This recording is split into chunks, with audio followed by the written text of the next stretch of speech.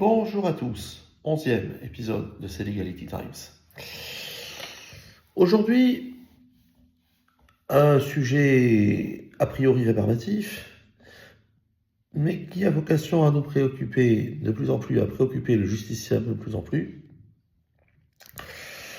qui est cette obligation qui a été introduite en Espagne par la loi organique 1/2025 de négocier systématiquement en préalable d'un contentieux civil ou commercial. On appelle les masques, donc mesures alternatives aux solutions comme MASC, Medidas Alternativas de Soluciones de Conflicto, mesures alternatives aux solutions de conflit, devenues mesures adéquates adéquates aux solutions de conflit. Un jeu de mots musicaux, et qui en réalité procède d'une directive communautaire qui incite les États membres à agiliser leur système de justice.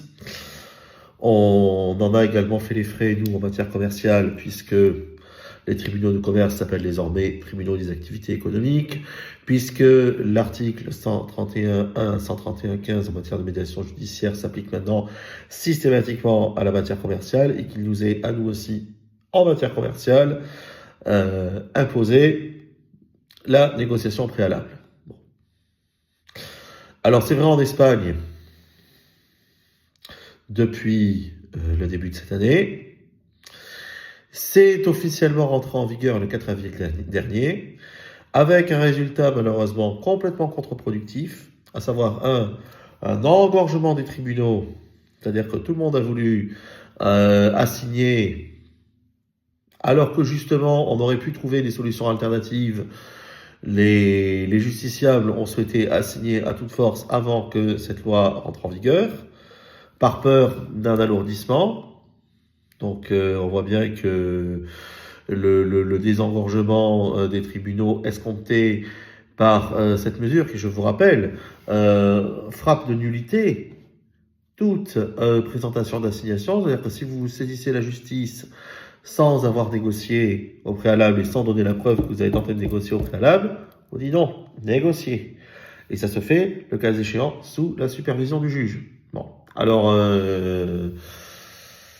c'est bien quand vous avez quelqu'un en face qui est compréhensif et qui veut aller de l'avant et qui veut résoudre le conflit.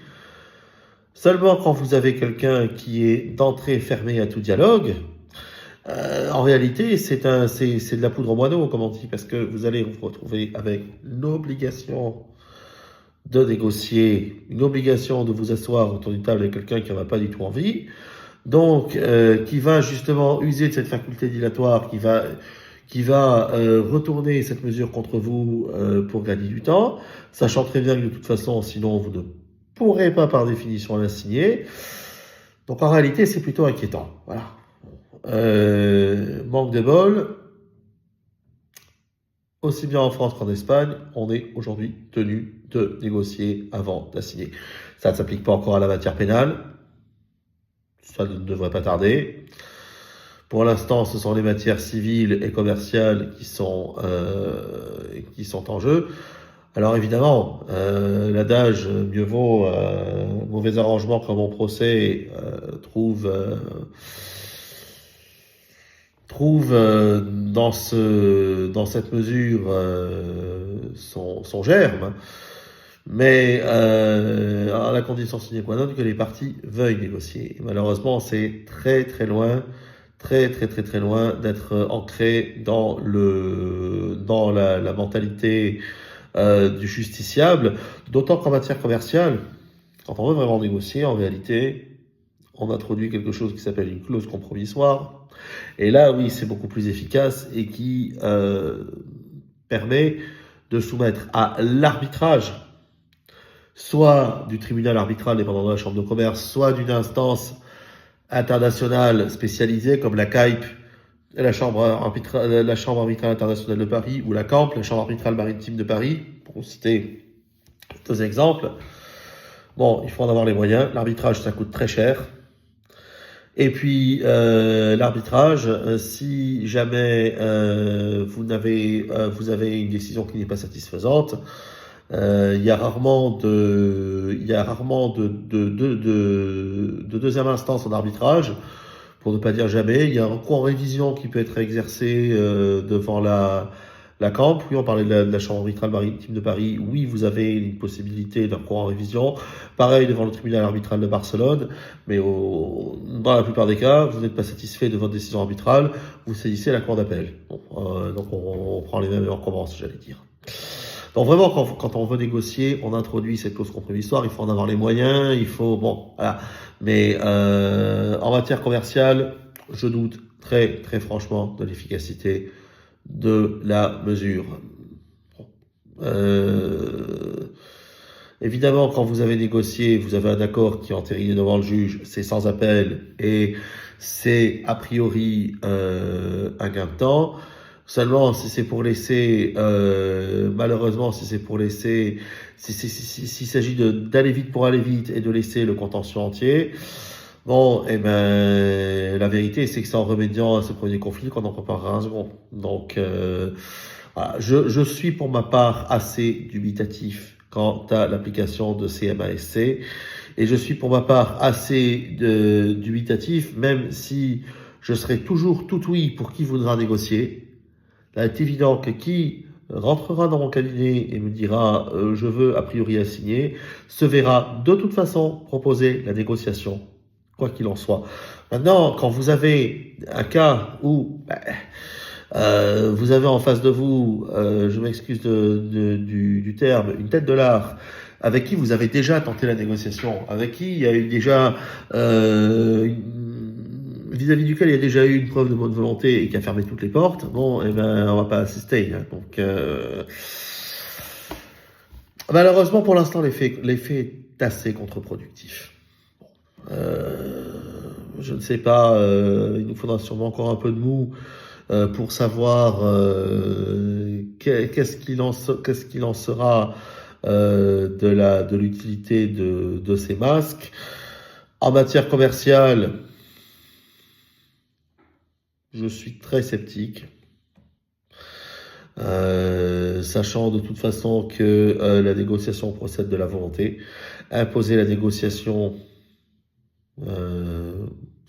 c'est vrai quand vous êtes une personne physique, mais c'est encore plus vrai quand vous êtes dans un rapport commercial, parce que c'est une question de calcul. Donc ça ne peut être que la volonté de l'une des parties qui a fait un ratio coût-bénéfice, volonté de s'entendre avant que chacune ne perde trop d'argent.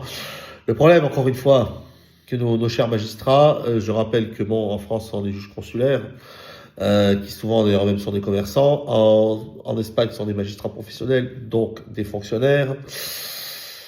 Voilà, ils n'ont pas forcément un sens de la réalité et du terrain très aigu. Ils ont peut-être un peu perdu tout contact, si tant est qu'ils aient un jour eu contact avec les réalités de terrain en matière commerciale. Mais, comme nos chers gouvernants, comme nos chers parlementaires, n'en continuent pas moins à vouloir le régenter. Bon, c'est ainsi. Vous allez faire entendre des questions de rentabilité, de ratio, de prudence en matière d'investissement ou au contraire d'audace à des fonctionnaires d'État. Ça me paraît très franchement équivaloir à parler chinois à un petit Zoulou, voilà, ou un petit Maasai. Enfin, qui ferons-nous? En vérité, et c'est pour ça que je vous en parle, en vérité, la solution du conflit doit se faire avant même que l'idée d'assigner germe. Et c'est pour ça qu'il est important de consulter un avocat ou de consulter son avocat, qu'on soit en matière commerciale, qu'on soit en matière immobilière, qu'on soit dès l'instant où on a on part du postulat selon lequel le conflit peut surgir. On va dire le conflit, il peut surgir à tout moment de n'importe quelle relation commerciale ou de n'importe quel projet. Oui et non, vous avez des terrains qui sont plus ou moins conflictuels. L'achat immobilier l'est de plus en plus parce que vous avez la question du versement d'art, vous avez la question de la diligence due par l'intermédiaire. Bon, la vérité, c'est que plutôt vous bénéficiez d'un accompagnement juridique, moins vous avez de chances de vous retrouver à la barre en train de plaider votre cause devant un juge qui aura entre 6 et 10 minutes pour étudier votre dossier, qui sera un juge généraliste, donc qui jugera votre affaire entre le petit jeune qui a volé un scooter et la petite grand-mère à qui on chicane sa pension.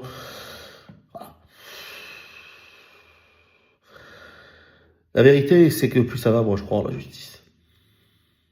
Il m'en coûte de le dire. Hein. Et que le mieux vaut prévenir que guérir, c'est certainement pas dans les prétoires que vous l'entendrez. Dans les prétoires, je m'excuse de la métaphore, on serre les fesses après avoir chié dans les draps. Donc, on prépare sa relation commerciale, son montage de société, son investissement en amont avec un avocat conseil et on part en terrain connu. Terrain connu. Et ça évite les yaka faucons et les j'aurais dû yaveka. Et c'est la meilleure des mesures alternatives et la meilleure des mesures adéquates que vous puissiez trouver. Voilà. C'était 10 minutes pour convaincre, puisqu'on m'a demandé de raccourcir mes Legality Times, donc je l'ai raccourci, je prends en compte les feedbacks, bien sûr, tous vos feedbacks sont analysés et traités à leur juste valeur, et on m'a demandé d'écourter, j'écourte. Et je vous dis à dimanche prochain, sur une autre thématique. À bientôt.